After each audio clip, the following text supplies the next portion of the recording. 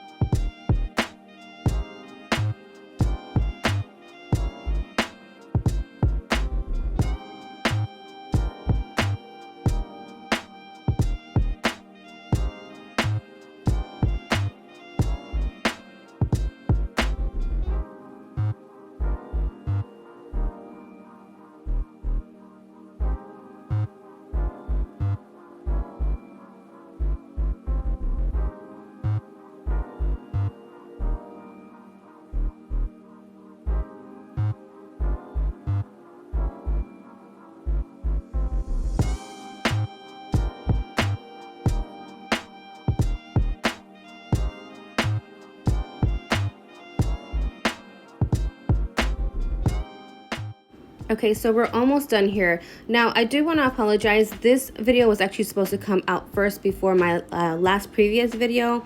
But I was just so excited about my previous video that I just decided to put this one second. So yeah, we're going to go ahead and finish off the pinky. Next, you're going to go ahead and dust off all of that powder.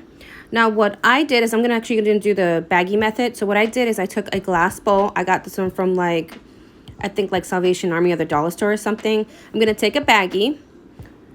And then what I'm going to do is I am going to put a baby wipe. You can put like a paper towel, a cloth, something that you can rub your hand against. And I'm going to fill the bag about right there with acetone. This is the one I'm using for today.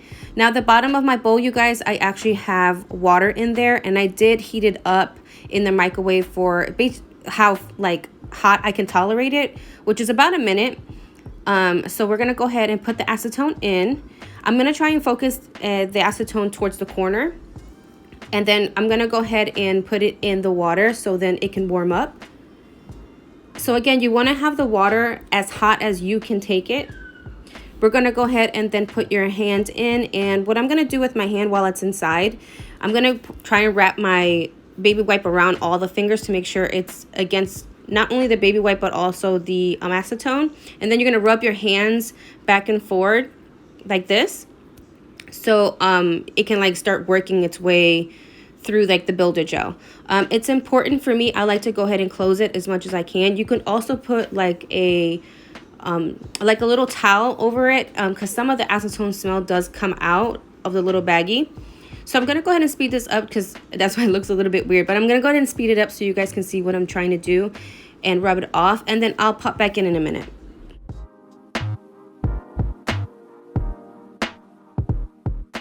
So I had it in there for about 5 to 7 minutes. I forgot to time it to tell you guys. But what I'm going to do is I'm going to take this little tool. It's a cuticle pusher, but I'm going to go ahead and use the rounder side to kind of like push off or scrape off the builder gel.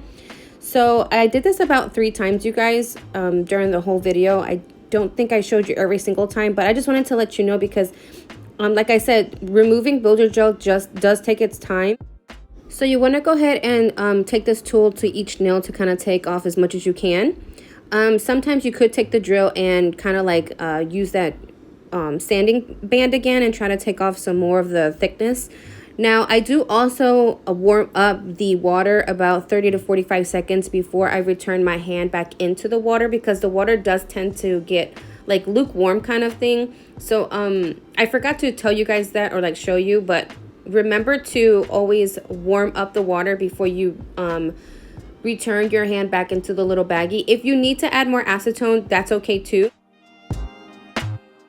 Okay, so this is about another 5 to 7 minutes. I think this was actually longer. I left my hand in a little bit longer for about 7 minutes, I think. So what I'm going to do now, instead of using that tool to scrape off the excess gel, I'm going to go ahead and take my sanding band, and I'm going to go ahead and kind of like buff off all the excess. Now with the sanding band, you are allowed to touch your natural nail, as long as it's with a light hand, of course. But I actually tried not to touch my natural nail as much as possible. This is why I specifically use a sanding band.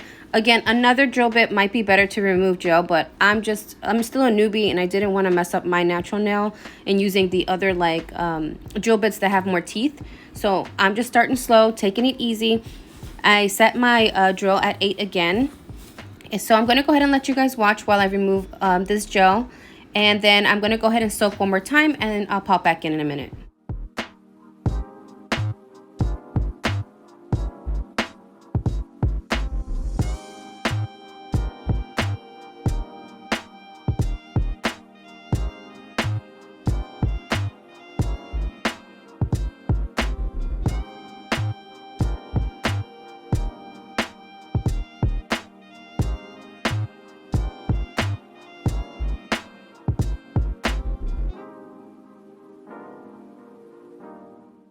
All right, so this is how it looks like after my last soak and after I use the sanding band one more time. So remember, you guys, this does take a little while. Be patient. Try not to damage your nails. Now I'm going to go ahead and add my extensions, and I'll see you later. Bye.